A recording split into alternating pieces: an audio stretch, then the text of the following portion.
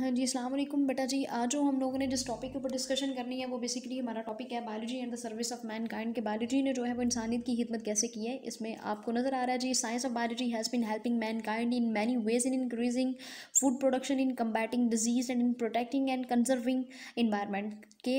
हमारा जो बेसिकली जो है वो बायोलॉजी की फील्ड के अंदर जो साइंस अपना रोल प्ले कर रही थी वो इस तरह से रोल प्ले करती है कि हमारी जो है वो फूड की प्रोडक्शन के अंदर उसका काम होता है और वो फूड की प्रोडक्शन को जो है वो इंक्रीज़ कर रही है जी। आपको पता है जी कि हम लोग कुछ फूड की प्रोडक्शन में ये है कि अब मुर्गियों के अंदर भी जो है वो किस तरह से जो चेंजेस आ रहे हैं कि हम लोग जो है वो कुछ इंजेक्शंस वगैरह उनको लगा देती हैं। बॉयलर्स की अगर हम एग्जांपल को लेकर के बात करते हैं तो इस टॉपिक के अंदर जो है वो बॉयलर का तो बेसिकली उन्होंने जो है वो डिस्कस भी किया हुआ है।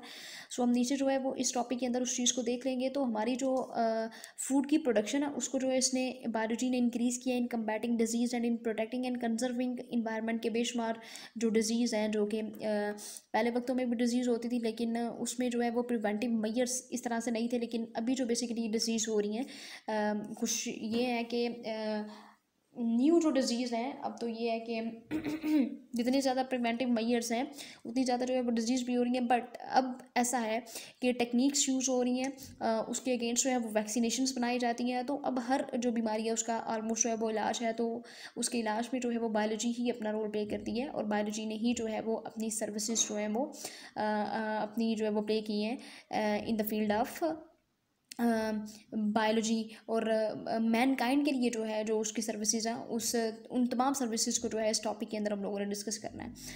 सो यहाँ पे जो है वो हम अपने इन्वायरमेंट को अब कैसे कंजर्व कर सकते हैं, उसको कैसे प्रोटेक्ट कर सकते हैं। तो ये तमाम चीज़ें जो है वो बायोलॉजी ने ही जो है अपने रोल्स प्ले किए हुए हैं। तो इसमें जी आप देख सकते हैं जी कि फूड के अंदर और हेल्थ के इश्यूज़ को लेकर के जो है वो बायोलॉजी अपना रोल प्ले करती है। सो यहाँ पे आपको लास्ट वाले टॉपिक के अंदर ये नज़र आ रहा है जो कि ये लास्ट वाला जो पैराग्राफ है biology and the service of Mankind का। तो यहाँ पे जो है वो plant and animal breeders have developed through selective breeding के सेलेक्टिव ब्रीडिंग वाला जो है वो काम किया जाता है ना सिर्फ जो है वो प्लांट्स के अंदर बल्कि एनिमल्स के अंदर भी। कि ये जो है वो प्लांट हमें ज़्यादा जो है वो फल देने वाले और ये वाले जो एनिमल्स हैं वो हमें ज़्यादा जो है वो गोश्त वगैरह मीट जो है वो देने वाले हैं। तो हम उनको जो है वो सिलेक्ट कर लेते हैं। फिर जिस तरह से बॉयलर्स वगैरह को इंजेक्शन वगैरह लगा करके के ज़्यादा अंडे उनसे लिए जाते हैं और ज़्यादा जो है वो मीट की जो है सॉरी चिकन की जो है उससे जो है बेटा जी ज़रूरियात जो है वो बेसिकली पूरी हो रही हैं। तो हम बेसिकली बॉयलर्स के ऊपर काम कर रहे हैं। इसी तरह से हम प्लांट की कैटेगरीज के ऊपर काम कर रहे हैं कि ऐसे तमाम पौधे उनको सेलेक्ट कर लिया जाता है जी वो ज़्यादा जो है वो हमें फल देने वाले होते हैं। और अब तो ऐसा भी है कि अगर आम का मौसम चला गया तो वो आम आपको सर्दियों में मिलेंगे, हम उसको प्रिजर्व करके रख देते हैं। तो ये चीज़ भी जो है वो बायोलॉजी की वजह से है। बेशुमार जो फल होते हैं जो कि आपको आउट ऑफ सीजन में भी मिलते हैं तो वो बायोलॉजी की वजह से ही है। बायोलॉजी ही अपना रोल प्ले करी और हम उसको जो है वो प्रिजर्व कर लेते हैं फॉर अ लॉन्ग टाइम। यहाँ पे जो कुछ एग्जांपल्स उन्होंने आपको दिए हैं using the principles of genetics, हम जेनेटिक्स के प्रिंसिपल्स के ऊपर जो है वो काम कर रहे हैं जी। हम क्रॉस करवाते हैं, इनहेरिटेंस की फील्ड के अंदर काम कर रहे हैं। बेसिकली उसके जो है वो क्रॉसेस करवा के देखे जाते हैं। फिर new better varieties of wheat, गंदम की जो है वो नई वराइटीज़ जो हैं वो हम उस साइंटिस्ट ने उसके ऊपर भी काम किया एज वेल एज जो है वो राइस, कॉर्न, चिकन, काऊ और काओ चिकन के ऊपर काम किया जा रहा है। फिर उसके ऊपर जो है ये चावल जो है आपको जो ये ज़्यादा चावल जो हासिल किए जा रहे हैं। उसके बाद जो है मकई वगैरह, फिर उसके बाद जो है वो चिकन वगैरह जो है गाय और जो शीप वगैरह है उसके थ्रू जो है वो हासिल किया जाता है। तो ये बेसिकली ये है कि किस तरह से हम लोगों ने जो है वो ये जेनेटिक्स की फील्ड को लेकर के इनके जो है वो प्रोसेस करवा के हम लोग जो है वो किस तरह से ज़्यादा गोश्त, ज़्यादा जो है वो चिकन, ज़्यादा गंदम, चावल, मकई, हर चीज़ जो है वो किस तरह से हम लोग जो है वो हासिल कर रहे हैं। तो poultry breeders have developed broilers for getting quick and cheap white meat. ठीक है, तो पोल्ट्री ब्रीडर्स के अंदर जो है जब ब्रायलर्स की जब हम बात करते हैं तो बेटा जी उसमें जो है वो वाइट मीट जो है वो एक गेटिंग क्विक एंड चीप एक वे है कि हम लोगों को जो है वो ज़्यादा जल्दी और ज़्यादा जो है वो एक तो सस्ते में ही हमें जो है ये चीज़ पड़ जाती है। तो ये बेसिकली जो है वो पोल्ट्री ब्रीडर्स की जो फील्ड है उसके अंदर भी जो है इसने काम किया हुआ है बायोलॉजी ने। हम न्यू टेक्निक्स के ऊपर जो है वो काम कर रहे हैं और इस तरह से जो है वो हम लिविंग ऑर्गेनिजम्स से कुछ मशीनरी के थ्रू जो है इनकी प्रोडक्शन होती है। तो हम लोग जो है वो ज़्यादा दूध के लिए, ज़्यादा अंडों के लिए अब तो जो एनिमल्स हैं उनको भी जो है वो इंजेक्शंस वगैरह लगाए जाते हैं और उनसे ज़्यादा जो है वो दूध लिया जाता है। ठीक है, फिर उसके बाद using the techniques of genetic engineering, I mean तमाम चीज़ों की यहाँ पे जो है वो एक पॉइंट मिस हो गया कि genes for disease resistance and other desirable characters are introduced into the plant.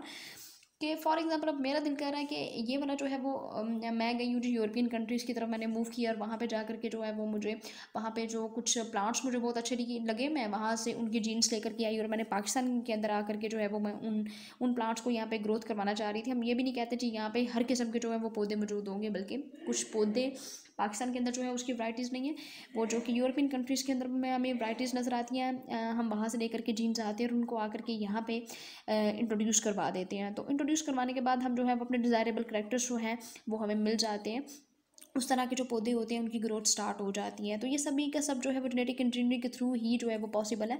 Sir transgenic plants ये वो वाले प्लांट्स होते हैं जिनके अंदर जो है वो फॉरेन डीएनए होता है और उन फॉरेन डीएनए को हम जो है इनकॉर्पोरेटेड कर देते हैं सेल्स के अंदर। बेसिकली मैं वहाँ से जो है वो उसका फॉरेन एक डीएनए लेके आई थी, मैं बाहर से एक पौधा लेके करके आई। ज़रूरी नहीं कि फॉरेन डीएनए का मतलब ये है कि बाहर से जा करके ही पौधा लेके आना, बल्कि क्रॉस करवाया जाता है ना। तो अगर मैं किसी और प्लांट का भी यहाँ पे पाकिस्तान के अंदर भी अपनी कंट्री के अंदर भी अगर मैं दो पौधों को आपस में मिलाती हूँ और उन दो पौधों के अंदर भी क्या है जी, मैं एक पौधे का डीएनए ले लेती हूँ जिसको दूसरे पौधे के डीएनए दूसरी पौधे की बॉडी के अंदर मैं जो है वो इंसर्ट कर देती हूँ, उसके सेल्स के अंदर इंसर्ट कर देती हूँ, तो it is also known as the foreign DNA which is corporated into another cells of the body. ठीक है, तो ये फॉरेन डीएनए ही है जो कि मैं दूसरे पौधे का ले रही हूँ।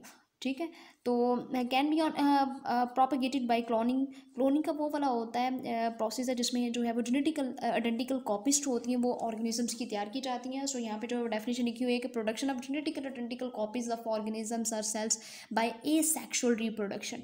तो एसेक्सुअल रिप्रोडक्शन के थ्रू ही जो है ये इनकी जेनेटिकल आइडेंटिकल कॉपीज जो होती हैं वो तैयार की जाती हैं बेसिकली। तो यहाँ पे बेटा जी हम इसी क्वेश्चन को लेकर के बात करते हैं। इस क्वेश्चन के ऊपर जो आपको नज़र आ रहा है यहाँ पे, ठीक है, तो यहाँ पे जी आइडेंटिकल कॉपीज़ जो हैं ऑर्गेनिजम्स की तैयार की जाती हैं और ये जो प्रोसेस होता है वो सेक्सुअल रिप्रोडक्शन के थ्रू किया जाता है। अब यहाँ पे एक डिफरेंस मैं आपको बता देती हूँ कि differentiate between sexual reproduction and A sexual reproduction. ठीक है, तो एसेक्सुअल रिप्रोडक्शन वो वाली रिप्रोडक्शन होती है जिसमें जो है वो रिप्रोडक्शन के लिए पेरेंट बॉडी का दो होना ज़रूरी नहीं है, मतलब मेल और फीमेल जो है ये लाजमी नहीं है। तो पेरेंट बॉडी जो होती है वो सिंगल पेरेंट बॉडी होती है। लाइक इसकी जो एक बेस्ट एग्जांपल है वो बैक्टीरिया एक बेस्ट एग्जांपल है जिसमें जो है वो एसेक्सुअल रिप्रोडक्शन होती है। एज वेल एज बेशुमार जो है वो फंजाई के अंदर एसेक्सुअल रिप्रोडक्शन होती है जिसमें पेरेंट बॉडी जो होती है वो सिंगल पेरेंट बॉडी होती है। ठीक है, using special techniques such as tissue culture techniques etcetera. इन तमाम टेक्निक्स ये जो तमाम टेक्निक्स हैं जो कि बेटा जी बनाई गई वो इसी तरह से कि बायोलॉजी की फील्ड के अंदर ये तमाम टेक्निक्स बनाई गई हैं कि हम किस तरह से जो है वो ह्यूमन बींग्स की जो है वो हम सर्विसेज कर सकते हैं, तो उसकी खिदमत जो है वो किस तरह से हम सर अंजाम दे सकते हैं। सो बेसिकली जब हम जेनेटिक इंजीनियरिंग टेक्निक की बात करते हैं तो जेनेटिक इंजीनियरिंग टेक्निक जो है वो एक डायरेक्ट मॉडिफिकेशन है, ये एक डायरेक्ट मेथड है। ऑर्गेनिजम्स के जीनोम को जो है वो चेंज किया जाता है बाय यूजिंग बायोलॉजिकल टेक्निक्स। तो इसी तरह से बेटा जी ये चीज़ है कि बायोलॉजी ने कैसे जो है वो डिफरेंट फील्ड्स के अंदर अपना रोल प्ले किया हुआ है। सो यहाँ पे आपको नजर आ रहा है जी plant pathogenic fungi and insects pest of crops which weaken the plants and reduce the yield had traditionally being controlled by using chemical fungicides and insecticides. ठीक है, तो इसमें ये लिखा गया है कि बेटा जी जिस तरह से बेशुमार जो है वो प्लांट्स जो होते हैं वो वीक हो जाते हैं या जो इंसेक्ट्स होते हैं वो उसके ऊपर अटैक करते हैं, और इंसेक्ट्स जो होते हैं आपको पता भी है कि वो हमारी फसलों को जो है वो बेटा जी ख़राब कर देते हैं। जो कि इंसेक्ट्स होते हैं जो कि क्रॉप्स के ऊपर अटैक करते हैं तो हमारी फसलें ख़राब हो जाती हैं। एज़ वेल एज़ इस तरह से भी होता है बेटा जी के बेशुमार जो होती है वो फंजाई जो कि हम लोगों ने जड़ी बूटियाँ जो होती हैं वो फजूल किस्म की जड़ी बूटियाँ जो होती हैं वो हमारी फसल के साथ उगना शुरू हो जाती है, तो हम वहाँ पे जो है वो फंगीसाइड्स बेसिकली क्या करती हैं। फंगीसाइड्स का जब वो हम लोग जो है वो छिड़काव करते हैं तो उसका काम ये होता है कि उसने जो है वो फजूल में जो जड़ी बूटियाँ होती हैं उसको ख़त्म करना होता है। कि जिस तरह से मैंने चावलों की फसल जो है वो मैंने फॉर एग्ज़ाम्पल जो है वो फार्मर्स चावलों की फसल ग्रो करवाते हैं, एज़ वेल एज़ जो है वो वीट की फसल जो होते हैं वो ग्रो करवाते हैं। तो उस वीट की फसल में या राइस की जो है वो फील्ड के अंदर क्या होता है कि फजूल जो है वो फंजाई वगैरह वहाँ पे ग्रोथ उसकी हो जाती है, तो उसको मारने के लिए जो है वो जो केमिकल्स इस्तेमाल किए जाते हैं वो बेसिकली फंगीसाइड्स केमिकल्स होते हैं। इसी तरह से जो है इंसेक्ट्स जो कि क्रॉप्स को ख़राब करते हैं उसके लिए जो वो इंसेक्टिसाइड्स का जो है वो यूज़ किया जाता है, और वो इंसेक्टिसाइड्स का काम ये होता है कि उन्होंने जो है वो वहाँ से इंसेक्ट्स को ख़त्म करना होता है। इसी तरह से बेटा जी आप देख रहे हैं कि use of these chemicals have toxicity problems for human beings as well as environmental problem.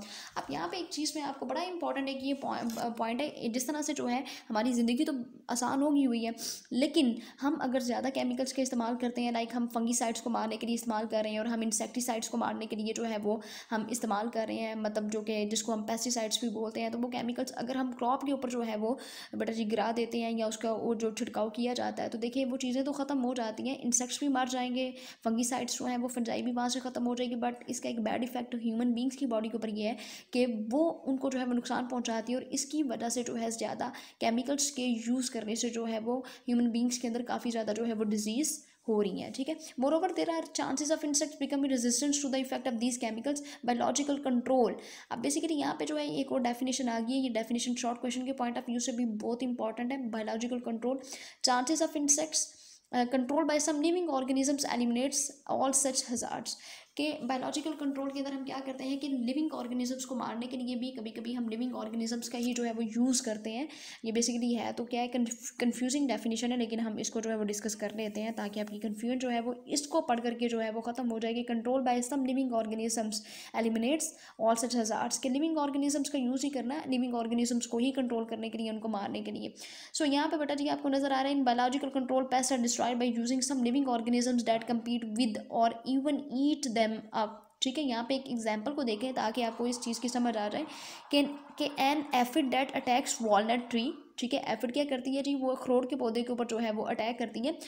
Control is being controlled biological by a wasp that parasitize this aphid. ठीक है, अब जो है एफिड जो है वो हमेशा अखरोट के दरख्त के ऊपर जो है वो अटैक करती है, जिसकी वजह से वो अखरोट के दरख्त को जो है वो काफ़ी ज़्यादा जो है वो नुकसान पहुंचाती है। तो हम लोग क्या करते हैं जी, हम लोग वैस्प जो बिड़ वगैरह होती हैं उनका हम जो है वो छिड़काव कर देते हैं। अब बिड़ क्या करती है, वो जा करके जो है वो एफिड्स के ऊपर जो है वो अटैक करती है और एफिड्स को जो है वो पैरासिटाइज कर देती है, फस्टी कीड़ों को जो है वो पैरासिटाइज कर देती है। ठीक है, तो इस तरह से हम क्या करते हैं, होप्स हो कि आपको जो है उस डेफिनेशन की समझ आ गई होगी कि control by some living organisms. ठीक है, तो हम लिविंग ऑर्गेनिजम्स का ही जो है वो इस्तेमाल करते हैं लिविंग ऑर्गेनिजम्स को मारने के लिए। अब यहाँ पे मैं फिर से अगेन रिपीट करती हूँ कि अखरोट के जो है वो दरख्त हमने लगाए हुए हैं। फॉर एग्जांपल मेरे अपने ही जो है वो घर के अंदर लॉन है, और लॉन के अंदर जो है वो अखरोट के दरख्त लगे हुए हैं, उस अखरोट के दरख्त के ऊपर जो है वो एफिड ने अटैक किया हुआ है, और एफिड जो है वो उस अखरोट के दरख्त को काफ़ी ज़्यादा नुकसान पहुँचा रही है।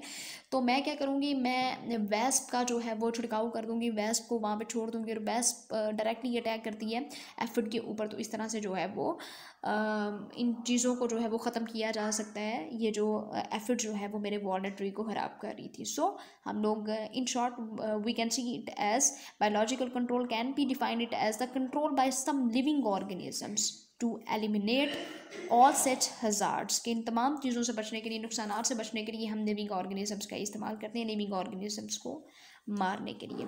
सो यहाँ पे ना इस टॉपिक में बेशुमार जो है वो डेफिनेशन आ रही थी, जिस तरह से मैं आपको जेनेटिक इंजीनियरिंग के बारे में मैंने आपको बताया, फिर ट्रांसजेनिक प्लांट्स क्या होते हैं जिनका जो है वो फॉरेन डीएनए लेकर के आया जाता है और किसी और प्लांट की बॉडी के अंदर इंसर्ट किया जाता है।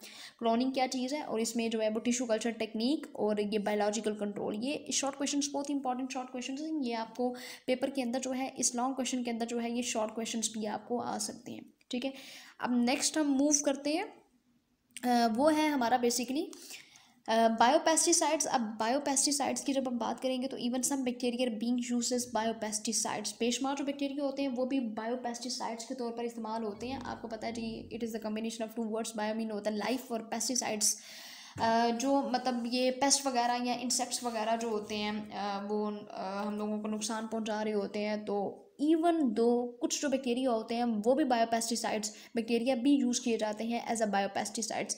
Effective control of particular disaster disease or all the common disease of a plant can be achieve by using all relevant appropriate methods of disease control. Such an approach of disease is called as integrated disease management.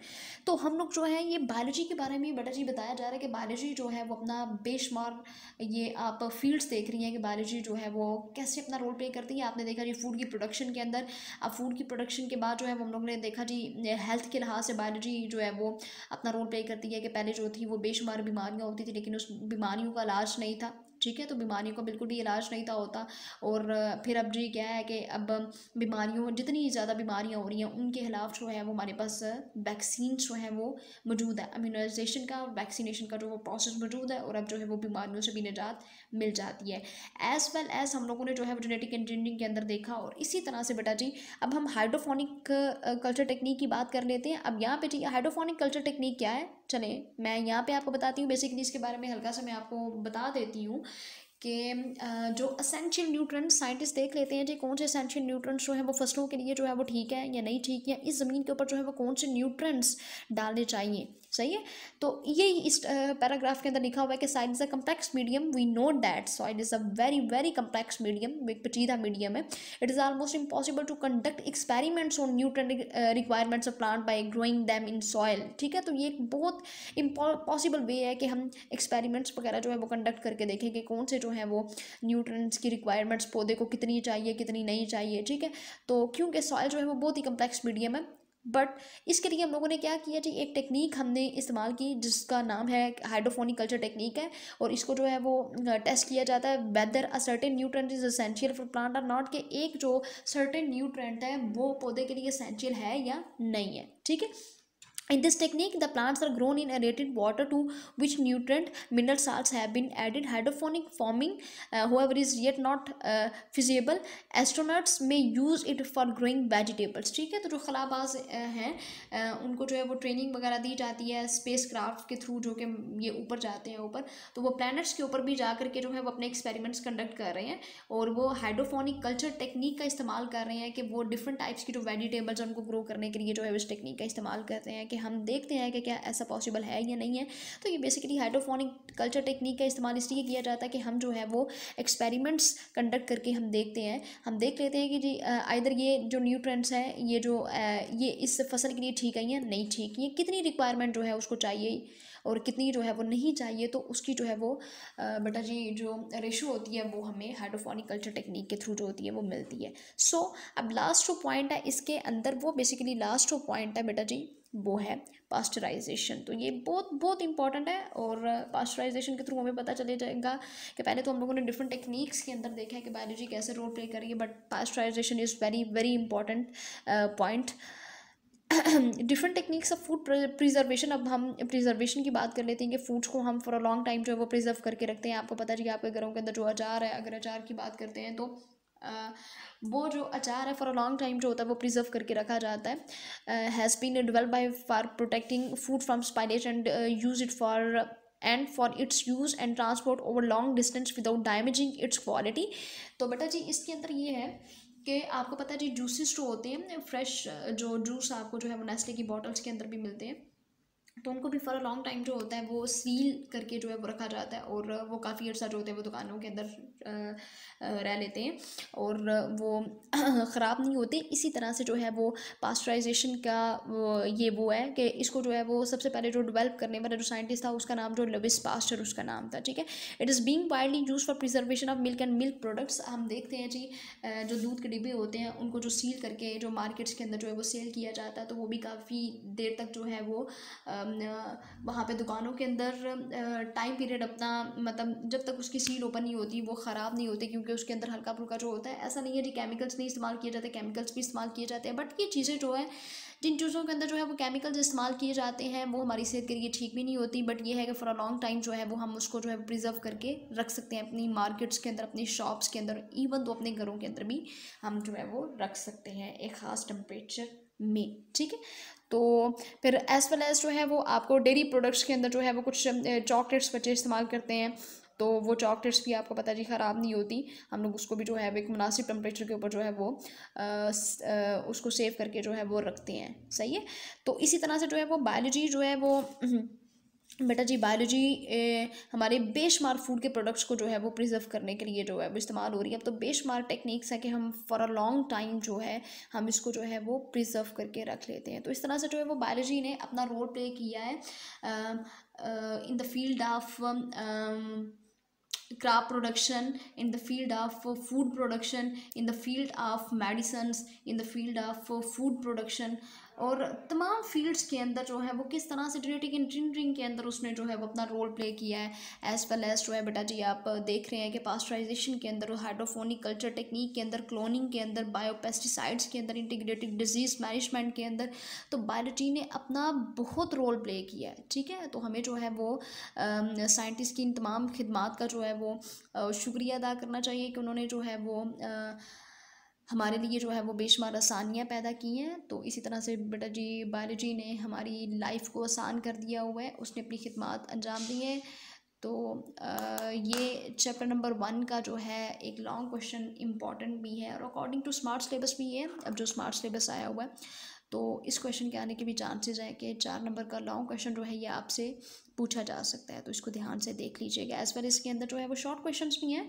ये जो अभी मैं बार बार इनका जो है वो नाम ले रही थी, यहाँ पे भी आपको इस पेज नंबर में जी पेज नंबर 11 पे नज़र आ रहा है ये टिश्यू कल्चर टेक्निक, यहाँ पे biological control, biopesticides, integrated disease management, hydroponic culture technique और पास्चराइजेशन। ठीक है, तो इनको ध्यान से देख लीजिएगा और यहाँ से आपको जो है वो क्वेश्चंस आ सकते हैं। बाकी बेटा जी आपका चैप्टर जो है वो इंट्रोडक्टरी ये चैप्टर चल रहा है कि हमने जो बायोलॉजी की बात करनी है वो बेसिकली बायोलॉजी आपकी है क्या, और ये बायोलॉजी ने किस तरह से अपने जो है वो इंसानियत की खिदमत के लिए अपना जो है वो अहम किरदार अदा किया हुआ है।